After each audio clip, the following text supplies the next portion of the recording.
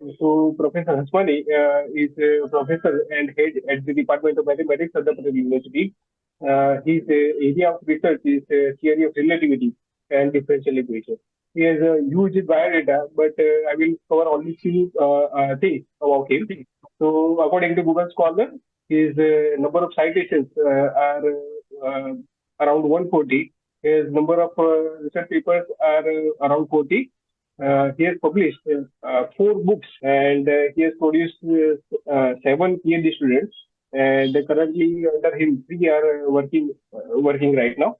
He has worked as a reviewer in two textbooks published by Gujarat Secondary and Higher Secondary Education Board. He was a coordinator of IQSC of our university and of Sardar University in previous next cycle, which was completed in 2023. He has worked as a research person in grocery of mathematics by commission of scientific and technical terminology, Ministry of Human Resource Development of Government of Gujarat. He is working as editor in various research journals. So with this brief introduction, I request Professor Hasmani to deliver his lecture on academic writing and publishing. So I request Professor Hasmani. Thank you, Dr. Ravi. I'm thankful to Dr. Meherchand and Dr. Jyotindra Prajapati for giving me this opportunity to talk to youngsters. You may be doing some PhD or active researchers, the people attending this FDP. The theme, as I had talked in the inauguration also, the theme chosen is very good and very relevant. So with this introduction, I share my presentation. Whether my presentation is visible? Someone from the audience, please. Visible, sir? Not No, visible. sir. Still not Not visible. visible. Not visible. Okay. Yes, sir. Now visible, but sir, you make it a full screen. Yes, sir. Very good. Now I think everything is fine. Yes, sir. Yes. The topic given to me is very interesting: academic writing in publishing. So what I am going to talk about is what is all about academic writing, types of literature, and then in the end I will talk something about ethics also. By the way, this presentation is an ongoing process of changing it, improving it, because nothing is complete in this world. So my presentation. So don't rely directly on the presentation, but rely on what I talk also. And also I request not to circulate this presentation because it is not in the final. It requires so many things. Maybe some spelling mistakes are also there. So to avoid some misunderstanding, it is better not to circulate it. And the details which I narrate during the lecture, please listen to them carefully. Usually, acknowledgement is the last, but many times we forget, and it is good to acknowledge the resources. For example, I went through some books, websites, presentations when I was attending some FDP like this. Some presenters must have given good ideas which improved my talk on academic writing. Some of the resources I may cite in the presentation, but otherwise I humbly acknowledge all the presentations in the resources I have used. Our title is academic writing. So writing is an important communication skill. The very purpose of writing is to communicate. Communication can be made using many media. One of them is the writing. The difference between, say, for example, oral communication and written communication is that writing becomes a perpetual record. So if you write something, it becomes permanent. If you speak something, that can be forgotten also. But when you write, it has, if not perpetual, a very long lasting effect. And therefore, it can be referred frequently that somebody has written this or that. And therefore, care should be taken when you write, because it is referred frequently, and once it is for a longer time, people may reread again, right? Read and reread and reread, and then different meaning can be inferred from those readings. Once again, because it is perpetual, can be referred frequently, it should be unambiguous. There cannot be vague things you can write. When speaking, you can be vague. Writing gives an account of facts and fictions. The difference between these two type of writing facts and writing fictions, is fictions writing can be for entertainment, need not be for any further purpose. For example, if you read a poetry, in poetry, some face is compared with full moon, right? That may not be correct, but it's a fictitious writing, and it is for the entertainment. Poetry, stories, they are written for entertainment, or it is expressing somebody's thoughts. For example, if you read a sad poetry, you may think that the person writing this was not happy, right? Or many times it is like showing that someone is not happy, and then there may not be a meaning for this fictitious writing. When you write the facts, for example, in the newspaper, news are facts, right? And because newspapers are supposed to publish and print the facts, for the stories, for the fictitious writing, they have a separate section called additional, right? So main newspaper and some additional pages for this type of fiction. Academic writing is a writing of facts. Writing is an art, right? It is not anybody can do it. Like good painting cannot be done by anyone, right?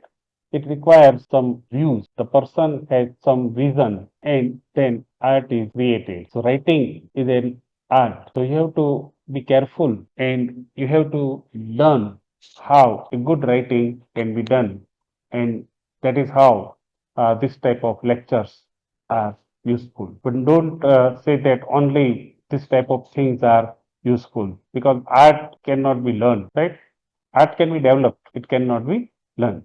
Many times we go to master artist to learn art, but then at the end of the day, you will understand that this is not my cup of tea. For example, painting, you go to a art teacher, good painter, he may be doing good painting, but you may not be able to learn that, right? So art cannot be learned, it can be developed, and it is well inside inside a person. Wikipedia says that academic writing, which is also referred as scholarly writing, is non-fiction and non-amateur writing. It is to be written with the help of what we have done. So the writing produced as part of academic work in accordance with the standards and disciplines of each academic subject, including reports on empirical fieldwork or research. Academic writing comes out of some, say, fieldwork visit.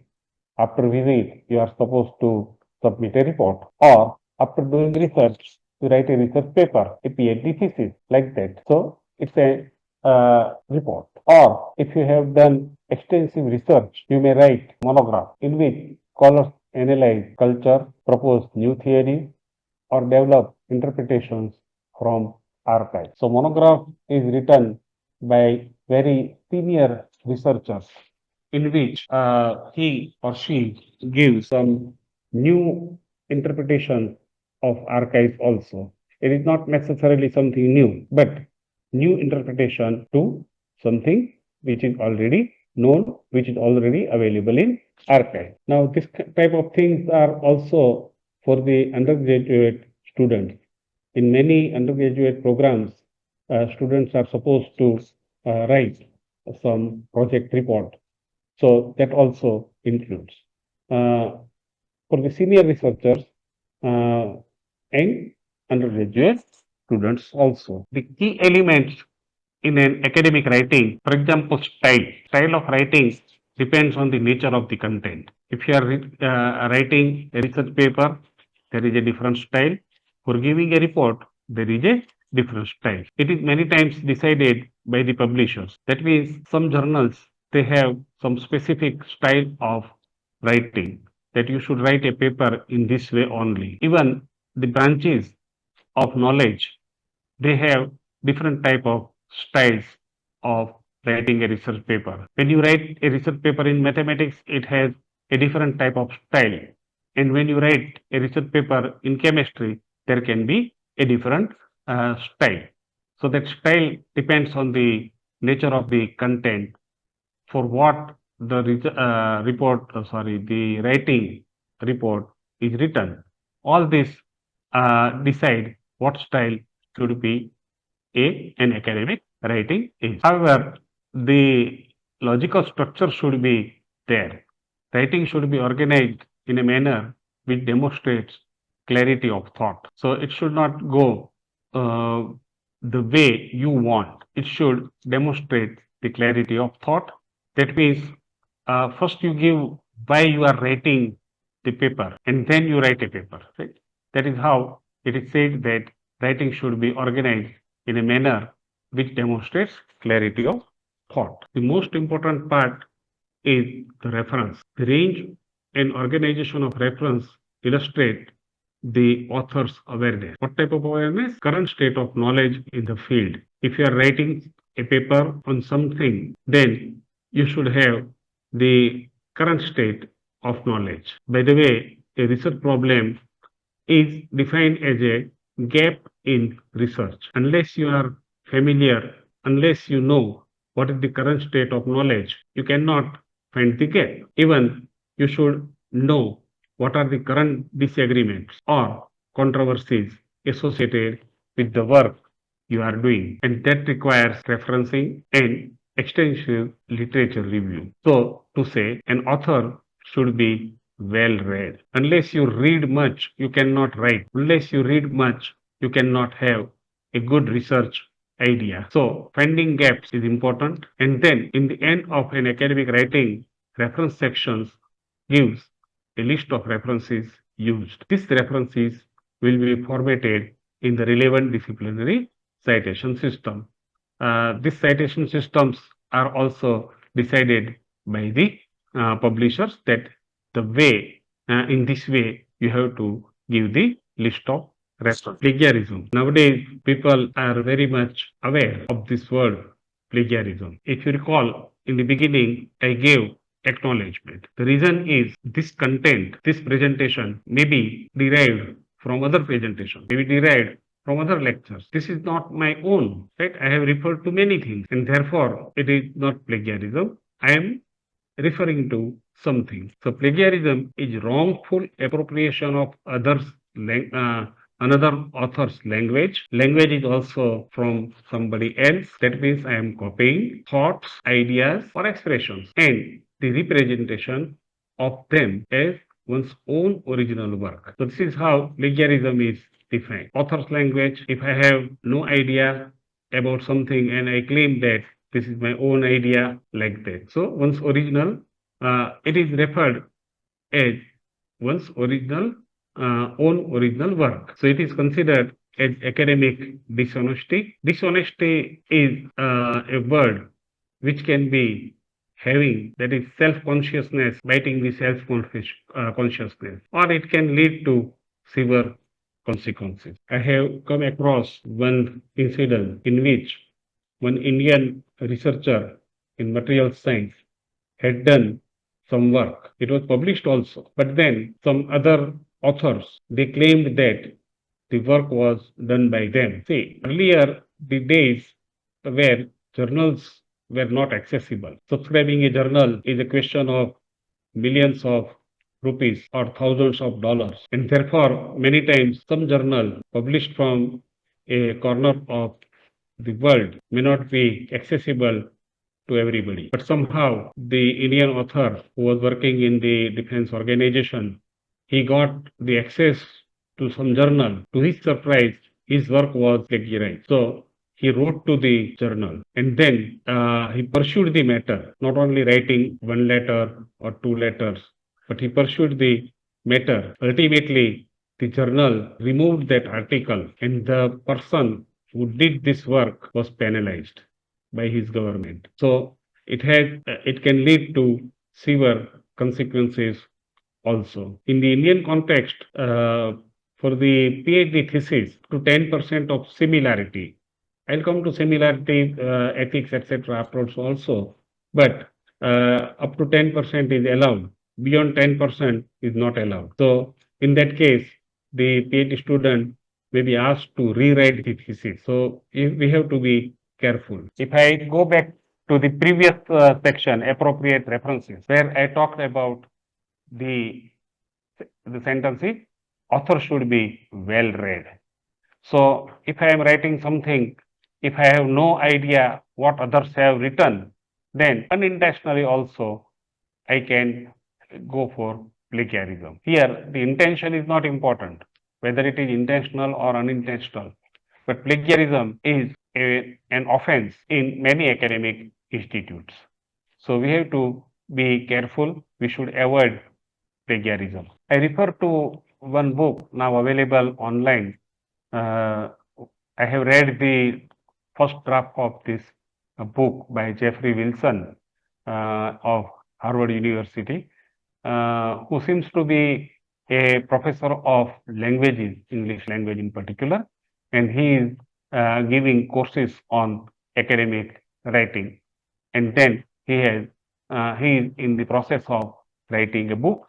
So that first draft I was reading, a few things I have taken from that. According to him, academic writing is a thinking process and not expression of thoughts. See the difference. What I am thinking, if I write, it doesn't become an academic writing, but it's a thinking process. So when you write something for academics, you continuously think over it, and therefore academic writing is a thinking process. Writing is a process, and hence words, phrases, sentences, each word, each phrase, each sentence is completely thought over before putting on paper. Nowadays, in word processor. So each word, each phrase, etc., are to be completely understood, completely thought over, and then it is written. So this process is to be followed. In the beginning, I talked about academic writing and fictions, creative writing. It differs from creative writing, as the effect of academic writing is also speculated before writing. So whatever you are writing, you should be aware what will be the consequence of this writing. Take an example where you try to give some controversial research, or you are challenging someone's work. Then before writing, you should know what is the consequence. It should be seen that what will happen after my paper, after my thesis. So academic writing differs from creative writing. A creative writer, even if he or she writes something controversial, that can be taken as it is his or her own thoughts. But when you write it for academics, academic writing, the research paper, you should have enough evidences on what you have written. That is the difference between creative writing and academic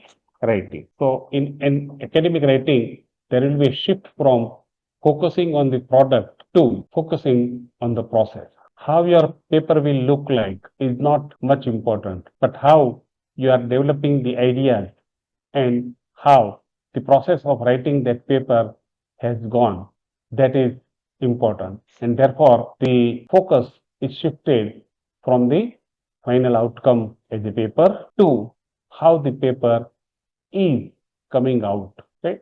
So not the product, but the process is important. There will be a shift from understanding what others have said to what I, or in the case of collaborative writing, we have to say as an original argument that is situated in an ongoing academic conversation. And that is something new you are saying by your research. This new thing can be a new development or new interpretation. But then the evidences you must have. When you say that it is the interpretation is changing, then you must have some evidences. There will be a shift from ordinary essay to more sophisticated organizational structures. Usually, the meaning of an essay is 5 paragraphs. It is not like an ordinary essay, but you have everything organizational structure. For example, starting from abstract.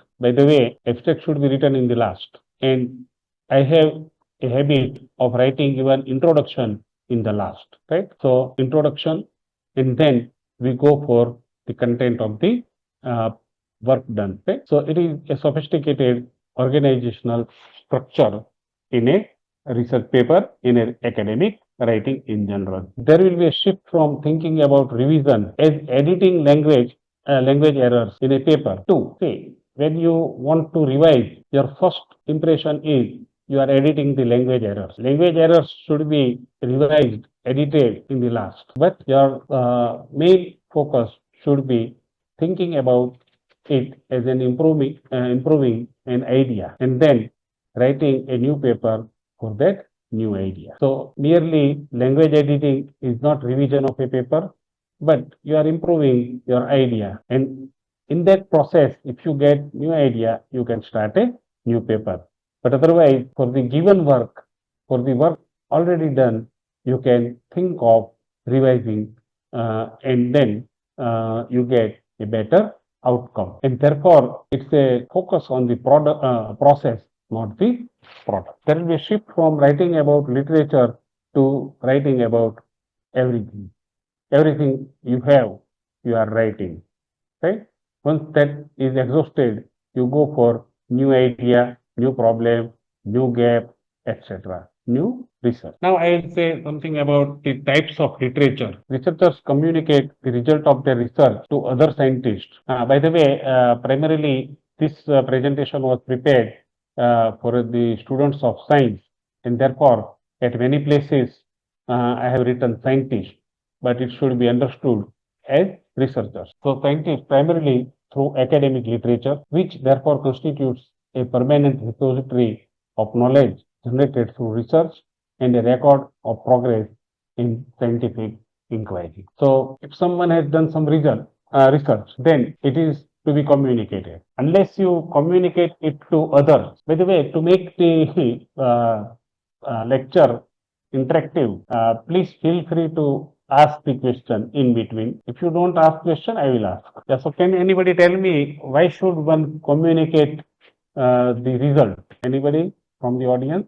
Communicating the result has two-way implication, two-way benefit. One is what you are doing as a scholar is known to others, and if you get appreciation, you are encouraged. Suppose you are not getting appreciation, but some criticism, then you will get some idea, some motivation for improving your result. And for the research scholars and even the people in academics, publishing research papers is sometimes mandatory also. So the researchers communicate the results of the research to others through academic literature called journals, right? Which therefore constitutes a permanent repository. If something is published, it goes to a permanent repository called journal. And then if you track, if you follow some keywords, you will be able to understand how the knowledge is progressing. Knowledge in that particular area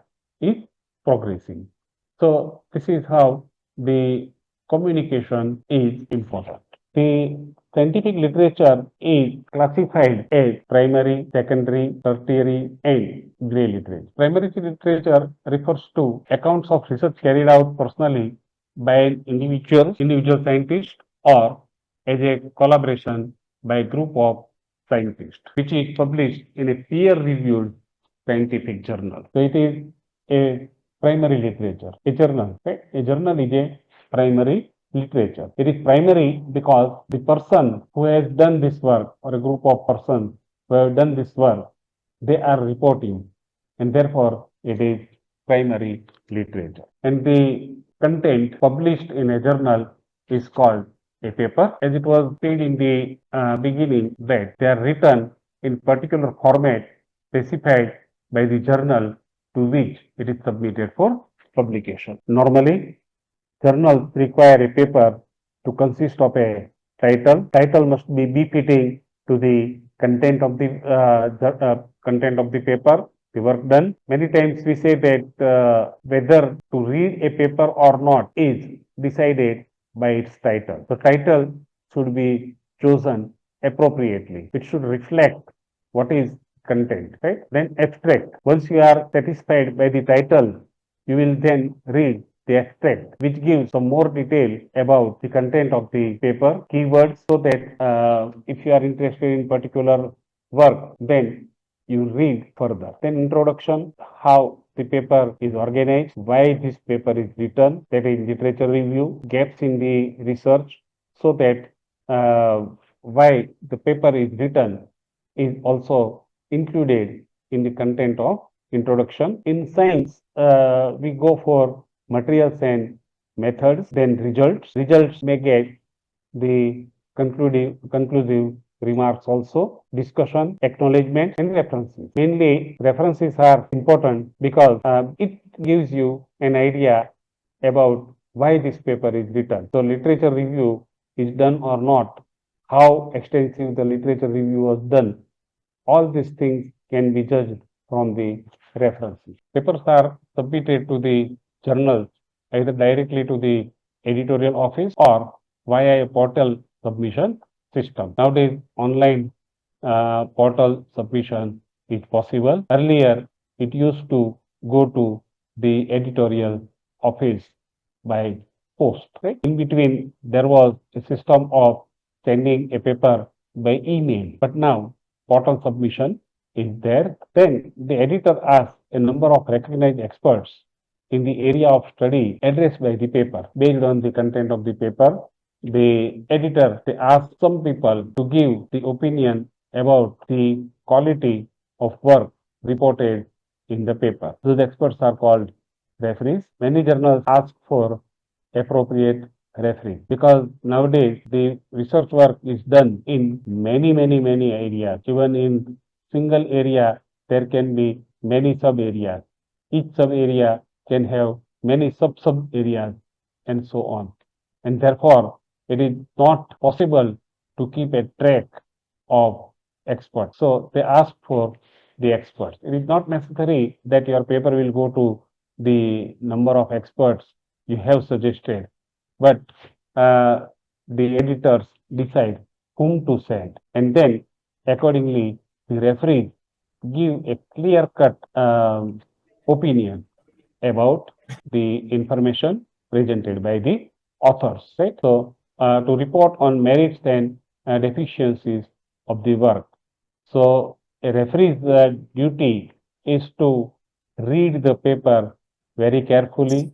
In the fields where some computation is required, the referee should satisfy that the calculations are done correctly.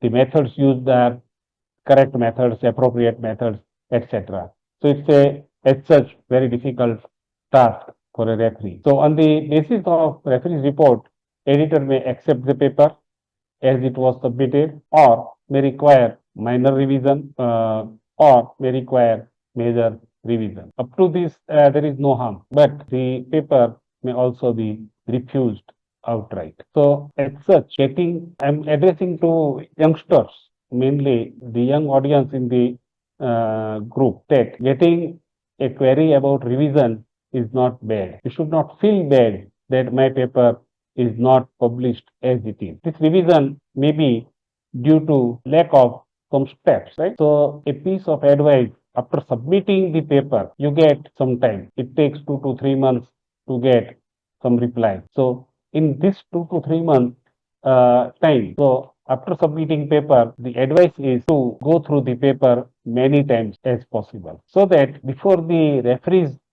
point out something, maybe it comes to your notice also, and then you can have a better paper.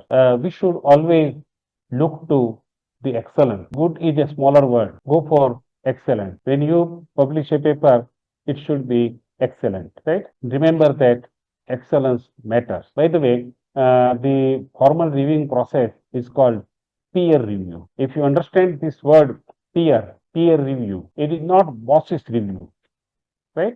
The person who is reviewing your work is not your boss.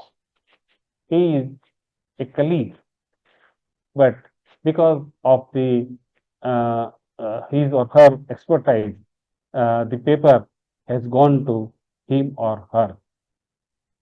And then after getting the review of the reviewer, even it is refused, good referees, they write a report in such a way that the authors get some new ideas out of it. So after submitting paper, go through your paper.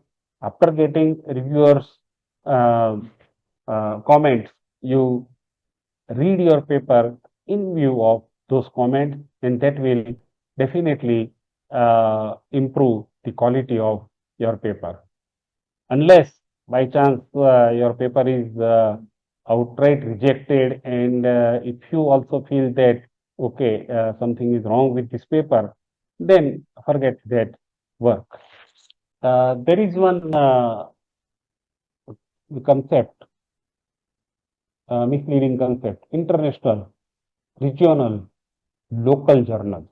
This word as such have no meaning, because something international in India may not be international in, say, because there are some African students here, African participants here in Africa, right? So these words have some irrelevance, but still the words are used: international journals, regional journals, or a local journal.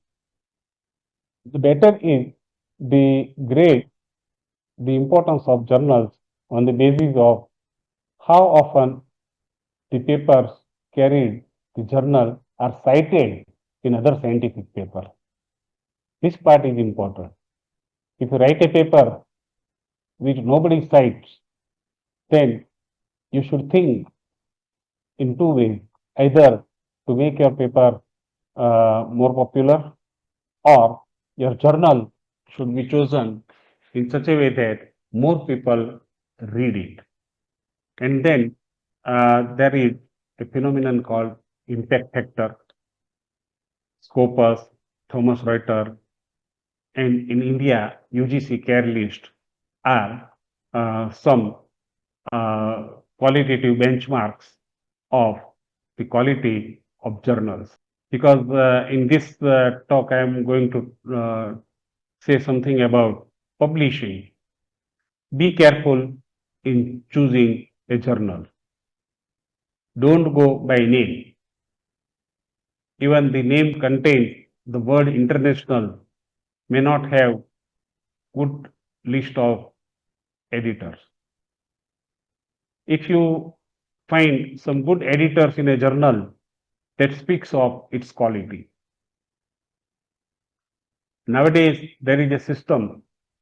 It is not a system, but a tradition of giving names, international journal of this and that, right?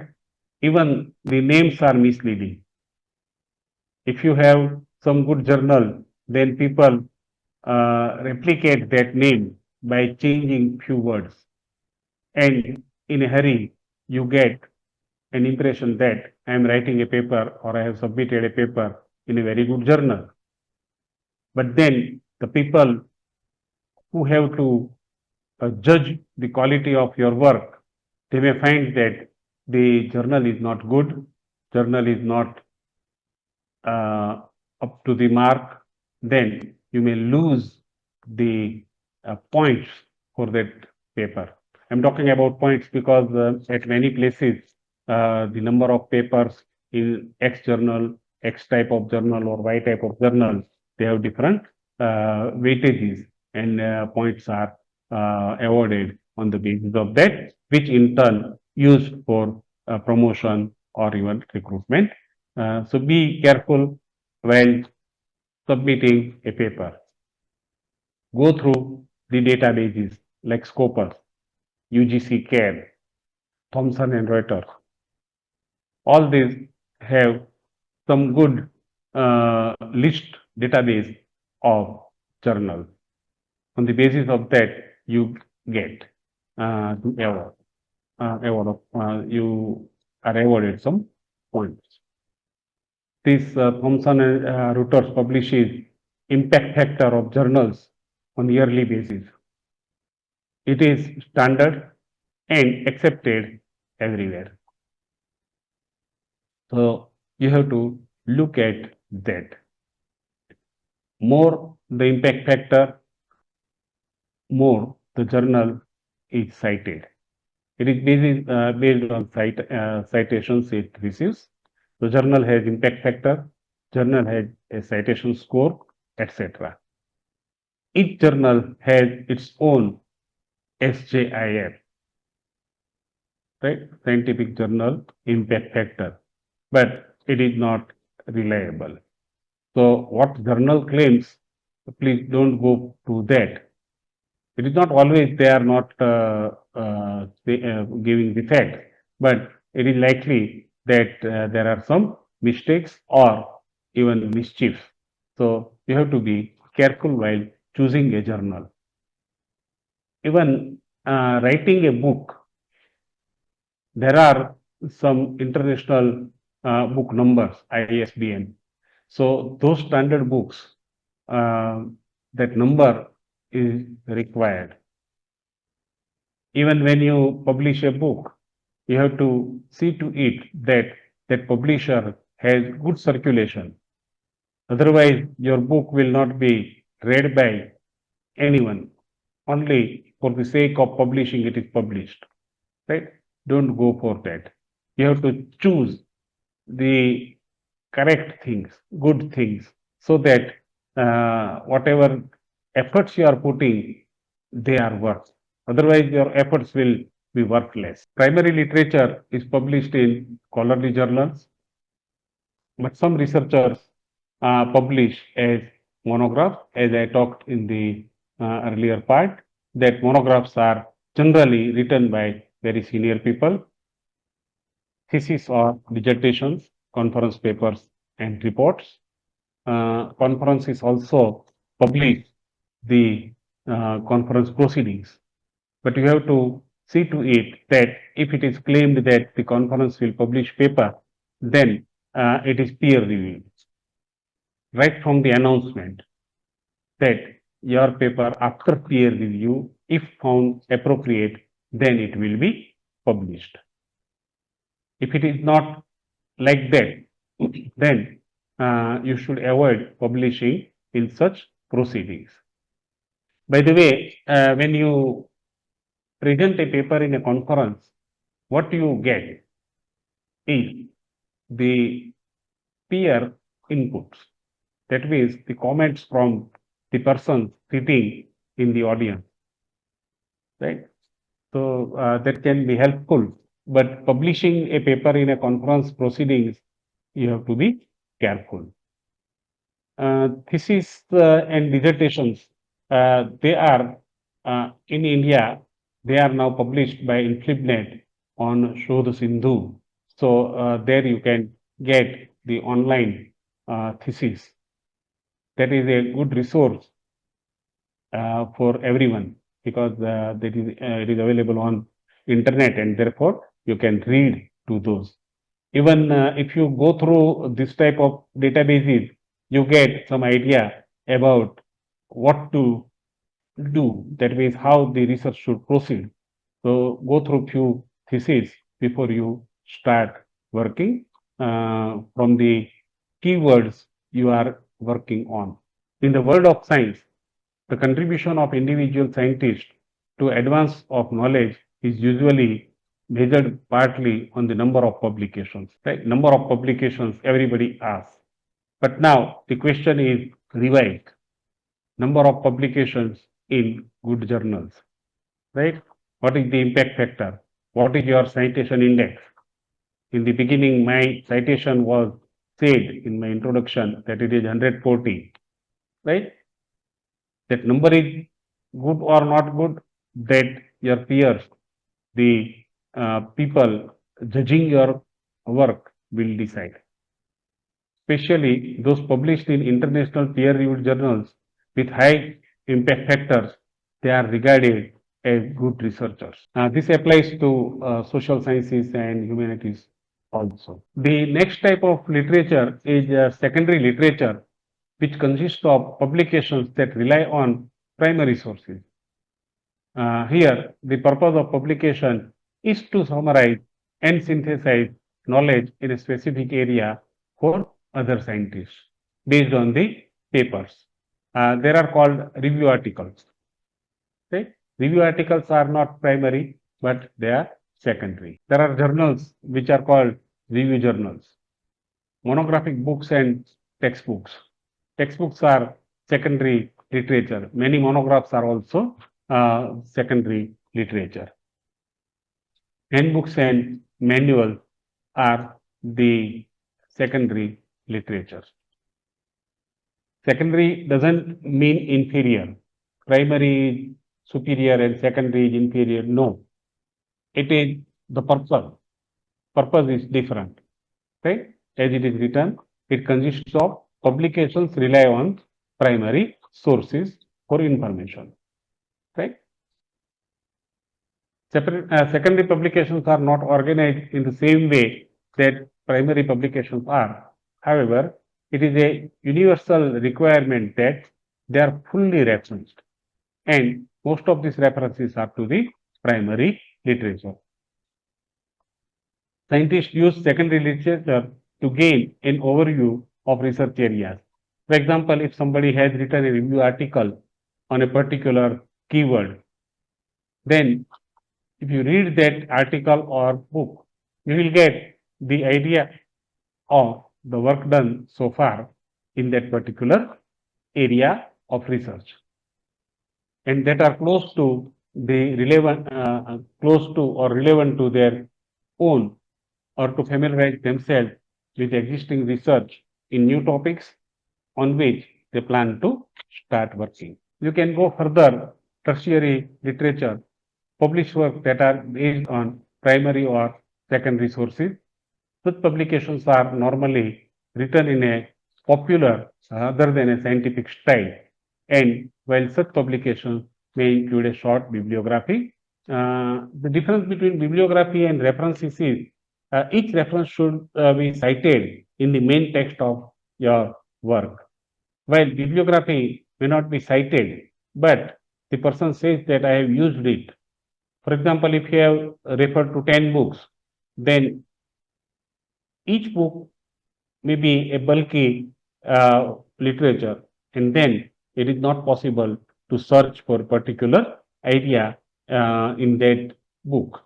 Anyway, so tertiary literature do not usually include references to the primary literature. Science magazines, newsletters, science articles in newspaper, introductory textbooks, and encyclopedias are the tertiary literatures. Grey literature. This refers to sources of scientific information that are not published and distributed in the usual manner, and therefore it may be difficult to obtain that literature. In many research papers, you may find that the author has referred to some letter communication. Earlier, it was by letter correspondence that I have talked with XYZ, and he has given this idea, he has given this review. So that is cited so that appropriate credit is given to the person, but it is a grey literature. It is not published. Right? Grey literature in no means is a inferior literature. Grey literature includes theses and dissertations which are not published. I gave just now I gave the idea that it is now available online, but not necessarily published. Technical reports with limited distribution, technical report published for some purpose. Say government has given task of writing a report on some issue, political issue, social issue, right, or regional issue, then that is not published in the wider circulation, but that is for some reference. But if somebody has come across that report and he or she refers to that, then it is a grey literature, not available. Journals published by special interest groups that have a limited distribution, or extracts of conference papers. Right? All these are the grey literature.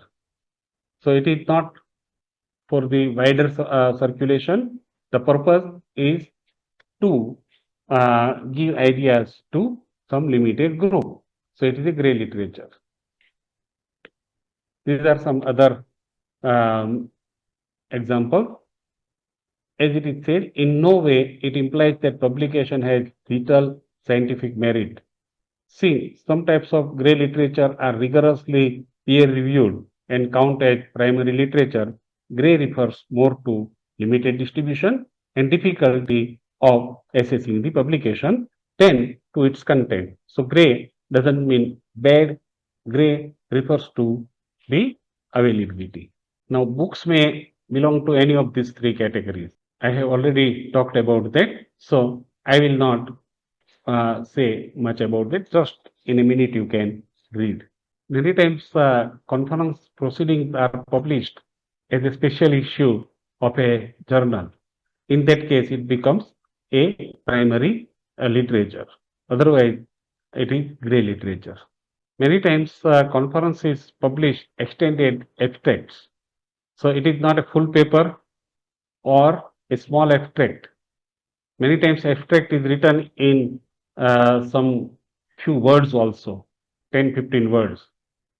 So in place of that, if the authors or the presenters in a conference are asked to prepare some extended abstract, which gives some account of the work, then it is extended abstract, but not a full paper. These papers are papers present work that is in advanced stage, but not yet complete to an audience of peers for comment and criticism.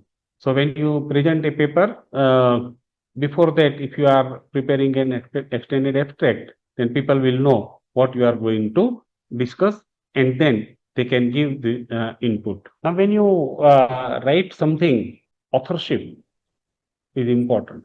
Many times the question arises, who can be an author? Mainly in science laboratories, the number of authors is very big. In many institutes, a laboratory is owned by some researcher, some professor, right, some scientist. Then he or she may insist that if you are using my lab, my name should be written in the paper. When I say he or she owns a lab, it is not that ownership, but because the equipment, instruments are by his or her choice, by his or her funds, government funds, projects, etc., then it is like owning a laboratory. So, who can be an author? The person who may have given the basic ideas, problem, like resource scholars, guide gives a problem, right? So guides, they give problems, even problems relevance. If you have a problem in mind, and if you talk to your guide, he or she may say that this problem is not relevant or relevant, go ahead. Sometimes while discussing, we get direction of research, how to do experiment, especially in science, right? Design of experiment in terms of social sciences. Then methods. Even when you collect data in social sciences. Hello? Clear. Any question, Ayo please? pesan karo tak terus kacau ni. Sorry? Anu mandu di zaman ni. Di zaman ni anu masa yo. I'm not getting your words, please. Should I proceed? Okay. When you collect data, it is necessary to analyze the data. Then you require somebody's help. For example, statistician. Sometimes you prepare a report, you get some help.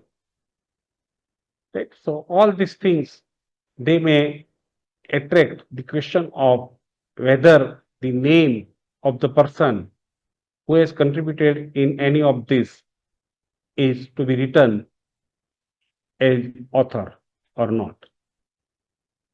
It is a practice, sometimes tradition, and then the person's own principles, they decide whether to put the name or not. And in the last, I have put order of authors in a report. If a research paper is written, what will be the order of authors you will put? In many academic institutes, the order is important. Who is the first author? For example, in the research core computation in India, the first author gets weightage of some 60%, right? Then there is some author who is the author who will be communicating, right? So all these things are ethical. There cannot be some rules, right? As a guide, my name should be there. Suppose I make this principle. If I am guide, my name should be there in any paper written by my student. I can pull this to the next level because my name is there, my guide's name should be there.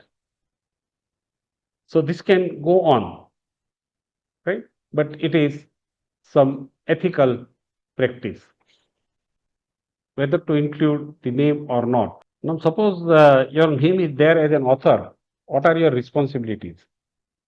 The entire content of the paper, you are responsible. Even if there are 10 authors, each author is fully responsible for entire content of the paper, entire content of the report, its presentation. Suppose there are bad impacts of that paper, all the authors are responsible. If it is good, then we'll be happy that my name was there and that paper has become very popular. But if it is bad, then all the authors. In one example, because of the impact of the paper, one professor in UK lost his job. So it is impact. Even legal, if some legal aspect is there, if somebody files some suit, then all the authors are equally responsible. Nobody can say that, no, this is not my fault. In short, all the responsibility, full responsibility is on all authors. Now, the benefits here. Yes. No. I'm using the cane. That's secondary. Secondary, someone. What authors get when you have some academic writing, the best thing is name and fame. Sometimes we get monetary benefits also. In the career advancement, we require the number of papers, good papers, etc. And finally, it is an intellectual property. So IPR, you are creating some intellectual property and therefore a benefit to the authors. I have just mentioned that legal example. Excuse me. 111 ma. 5 minute Raju.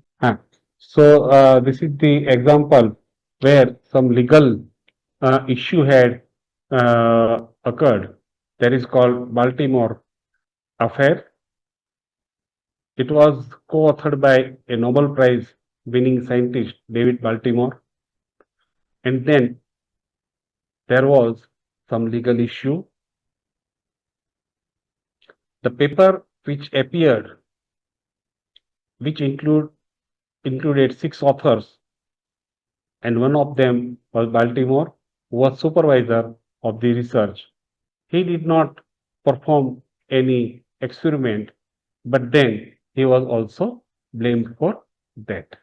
Plagiarism and similarity, these words as such are used interchangeably. Similarity of text refers to copying materials verbatim from other sources without citing original source. Now, in plagiarism, similarity is covered, but it is not plagiarism. Plagiarism is not similarity. Self-plagiarism is also equally risky. So, repetition of text in many works is self-plagiarism. You cannot say it is my own work, but you are taking advantage of the work done once many times. The plagiarism is checked using computer software. Be cautious while writing and presenting. And therefore, once again, I insist that please understand the role of extensive review. With this, I stop and then I make the platform open for the public. Thank you for giving a patience listening. You can note my email address, and in case if you want, you can communicate with me. Thank you. I'll close this presentation and then we'll discuss. Okay, so the session is open for discussion. Anybody from you have some question you can ask? Hello, sir. Yeah, please. Yes, please. Thank you very much for the lecture, sir. I have two questions. So you Please. said writing is an art, and you Yes. said an art cannot be learned. It Yes. can only be developed. Now, Yes. if I am a lecturer and Yeah. I'm not good at writing, and of course, the demands of my job will demand that I write so that I can get my works published. Does it? Okay. Yeah. Please continue. Okay. So partly whatever you spoke, That's I my can give my reflection. Yeah, writing is an art, right? But when it yes. is a technical writing, art is not that important, because in technical writing, some technical aspects are there, right? It is when you start writing, technical writing, practice makes a difference. And then if that also fails, then you can take help of some expert, because technical writing requires some specific type of presentation. All right.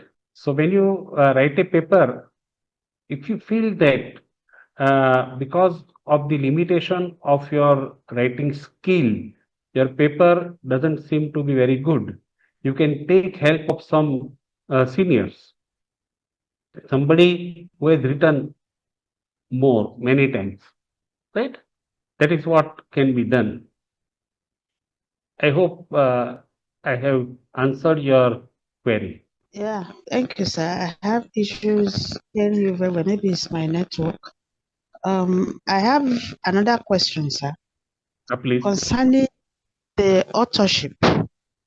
Yes. If as a research student, probably a PhD student, and you have a supervisor, and when your work is done, you published from your work, Right. should you put your supervisor's name as your first author, or is it the student that should be the first author?